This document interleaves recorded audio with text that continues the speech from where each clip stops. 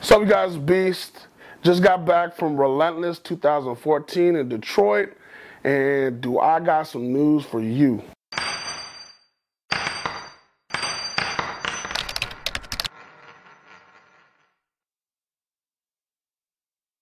I let it soak in a little bit over some days. I saw all the write-ups that people were doing on Facebook and Twitter. I was so overwhelmed with the amount of stuff that happened, the amount of footage that I got, the amount of things that happened, that I just needed a couple days to process and really get a full effect meat recap so I can translate it for you guys to understand. Blessed with the ability to have my girlfriend come with me to share the Relentless experience with me, and she was able to film the hours and hours of footage that I needed that would be awesome for me to put into a good video. That's why I'm so excited. But even then, there's so much.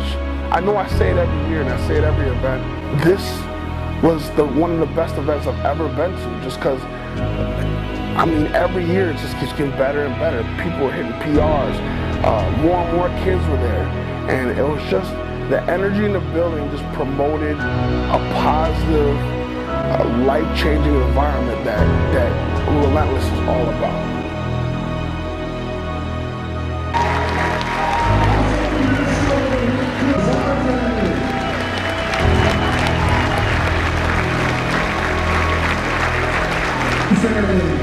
Maddie and Bagels from Flint, Michigan.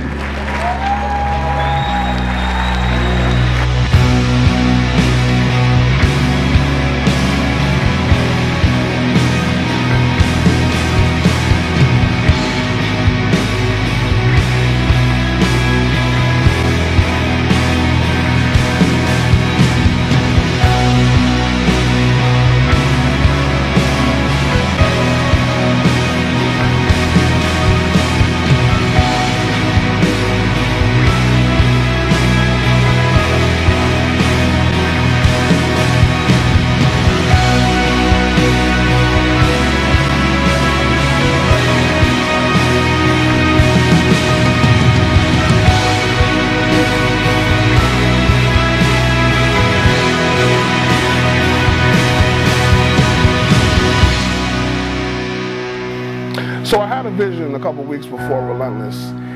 Each year I wanted to be a little different because this is a show. I mean, it's not like the other competitions of powerlifting and stuff like that. It's actually a show that you want to put on for the crowd and put on for the kids to bring some enjoyment and some entertainment. So I thought, how can I be different this year? And everybody knows that me and my little sister Lindsay are a tag team duo, so I wanted to do something that me and her were involved with. So it just so happened that I was hearing the Rocky theme in the background while I was thinking about this, and it just clicked. I wanted to go all out, and I wanted to go like we were boxing or taking on the weight, and I was going to be able to walk in front of the bench with the boxing robe on, with Lindsay having a matching boxing robe on, and we just have an announcer go on there and name our stats and stuff like that. I thought it'd be really cute. It could go really good, or it could just flop right in my face. That's what I was nervous about. But I got on the horn, I called Tommy, he gave me some crap like he always does, but we'll talk about that later. And he was just basically told me to make sure everybody got in line, keep it a secret, and it'll blow the doors off. And by doing that and talking to people, talking to Donnie Thompson, who did an awesome job on the mic, and talking to the amazing tech guys that were who work at Kirby Church, it went flawless, and it couldn't have gone any better. Take a look.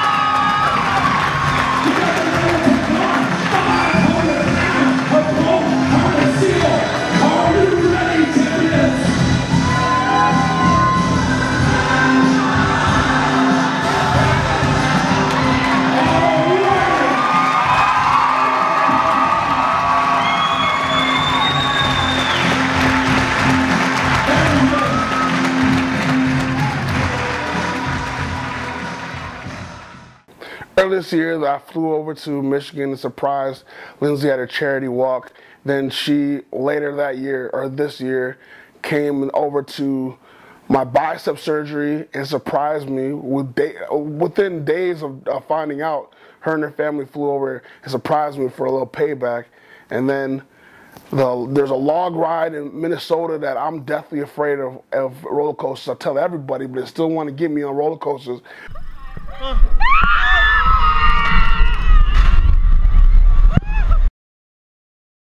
I think I'm going too far. But I'm telling you, Lindsay is probably the only person that can get me to go on a log ride, which she did, and she comforted me. A 25-pound little girl comforted a 300-plus-pound man on a roller coaster. It happened. I don't want to hear it.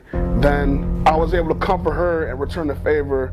She doesn't necessarily like getting on stage and doing stuff like that, but I knew that if I was with her, it would comfort her. She told me that. So it was a comforting feeling, including I was nervous too, but being able to hold her hand and knowing that we could get through even small tests and challenges like that and obstacles, it furthered our bond and furthered our connection as brother and sister, to be able to walk into anything that either one of us or both of us were nervous about and then come out on top. So when we stood on stage, I could feel us growing as friends, as family, as brother and sister, and that's I love her for that.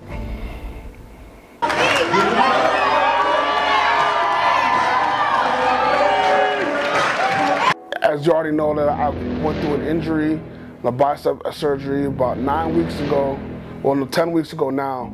Also, 2 weeks before, I got pneumonia, and my girlfriend actually rushed me to the hospital, and that was taken care of. But all in all, it's not about me. It's not about setting PRs. It's not about setting records or setting anything like that. It's strictly for the kids, and we just happen to lift. And our lifting is putting on a show to put them in better spirits and let them see that whatever you're going through, you have people that are fighting for you. So with me going in with that mindset, I knew that whatever happened, even if I didn't get a lift, that it would be an amazing event. David was the kind of man that encouraged himself. When other people collapsed, he kept on going because he had something on the inside of him that renewed him in the time of battle. See, some people get beaten by the battle, and some of us get better in the battle. Attack me, hit me again.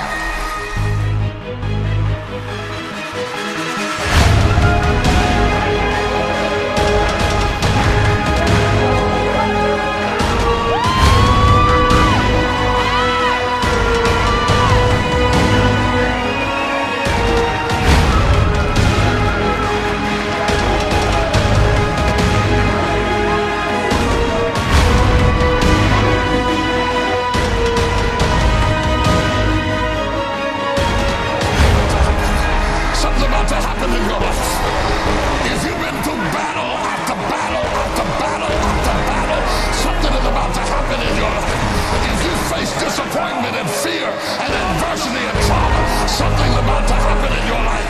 If in a short period of time you had a long period of trouble, something is about to happen in your life.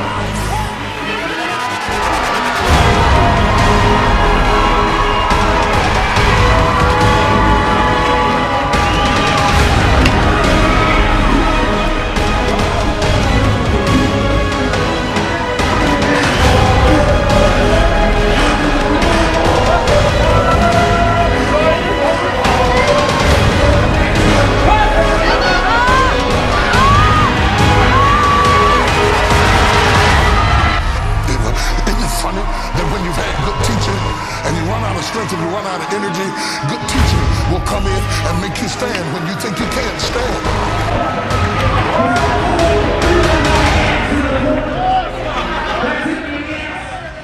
Went for 500 first, got that, kind of a hookup, whole Lindsay thing in the beginning. I was kind of nervous. Second one, I cruised through with 525, and then 550 was a grinder. That's what was my initial goal in the end anyway, because in the next couple meets, that's when I want to start hitting down 600. Brought my boy Leroy, he came out and smashed it at his first Relentless. I'm so proud of him. That guy has a big heart, and all the critics that people were talking about him, yeah, I mean, you can't say enough about what he does, and he's making a name for himself. He came out, hit a 600-pound opener, went to 650, came back after about 675. I'm like, you better slap that on the bar. Slap it on the bar and cruise through it. And that guy is definitely in 700 territory here pretty soon, so I'm proud of him. Brandon Lilly, he came up and hit his 600-pound PR, and best of luck with him in Australia, because he's going to kill it as well. And I got a lot more respect for him, sitting down talking to him and what he does, and he's done so much for our sport. So then you got Marshall Johnson, who hit his 1,060 squat. Barzine, who won their 1,000. There's so many people that are hitting just PRs after PR. And then the females, Rachel Nutter hit her 500. That was amazing. Tracy Patrick did her thing. Mindy did her thing. There's so many I can go off and name. Everybody killed it. That atmosphere can only produce more positive. So it's just an amazing experience. Just the experience alone, and just meeting and greeting with the people, seeing our names on the wall with all the kids with the prayers. Just the experience of just having the little kids come up, and it was just, you made their day. And they don't even realize that they make our day. And then having the family come behind that and really thank you for being a hero in their eyes. It's all full circle, because like I said, they look at us like heroes, like we're somebody important, when in all reality we're looking at them the same way as the kids are important and the family's important. You guys are superstars, you guys are warriors, and we look up to you just as much from you fighting some of the stuff that you're doing. And Candy Yan, having to go through all of her stuff that she went through, that's amazing. She's an inspiration. True motivation right there for her to go in there and compete and still go through all the stuff that she goes through. So big ups to her.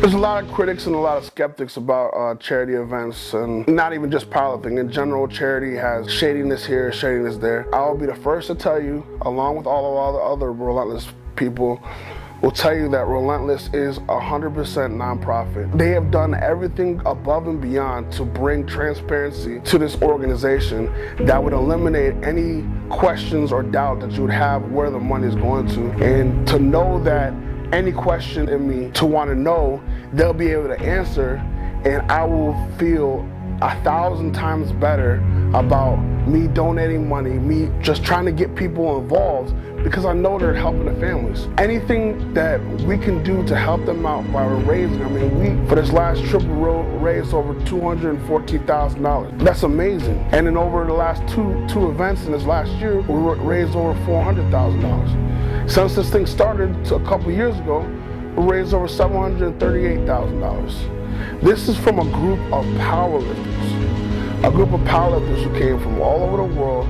came together, and are protecting our young. That's what it is, and it's snowballing into this bigger thing. And we're getting more and more people that are seeing Relentless for what it is and are getting involved every year. It's amazing to be able to have started where I started and watch it grow to what it is today. It's a beautiful thing. People are asking me how they can get involved. We got 2 events right now as a standing. It's one in Detroit and one in Minnesota every year.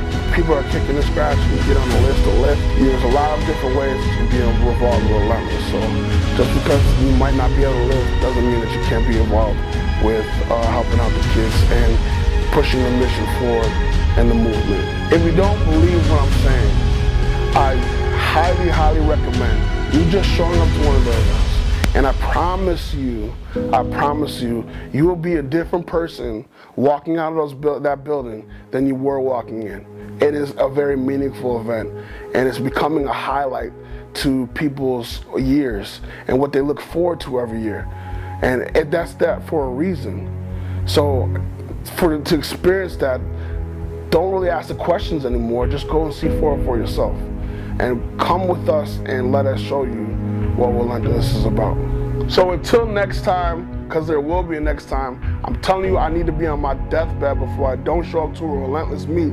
It'll be in Minnesota, March. I don't know exactly what day yet, but in March we will be in Minnesota tearing down a house. Since we're at $738,000+ raised so far, this will hopefully put us in the $1 million mark, all in the name of protecting our kids.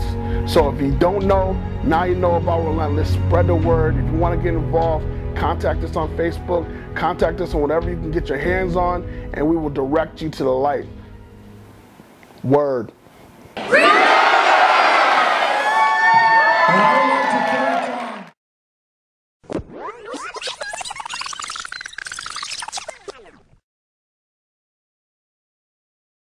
For a higher and higher percentage of, like, since this was, I'll back to them like I'm like what hacking there, all in the name of protect, but all in the name for.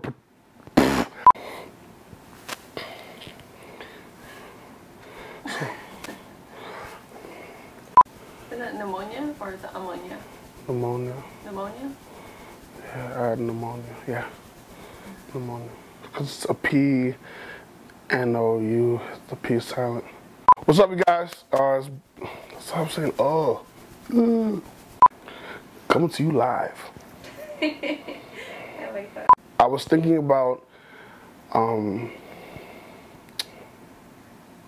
earlier this year. I flew to balls. Going into my lifts, I came with a game plan that I would just. It was like a tester feeler type of thing. Going into my lifts, it was like going into my lifts. Going into my lifts, I had talked over my coach, and it was just basically testing it out and going and going and going and going and going. Going into my lifts, I talked to my coach. And it was more off of base of just okay, like I'm talking to you. Going into my lifts, it was basically like it didn't even change at all. You should like have some bloopers. This is so funny. Going into my lips. Stop! You screw me up. All right, check it. Check it. Going into my lips. Why do I keep saying lips? Going into my lifts. Wow, now I'm just going into it. Now going to the event. I didn't like the setup at all. I didn't redo the whole thing. Can you press stop?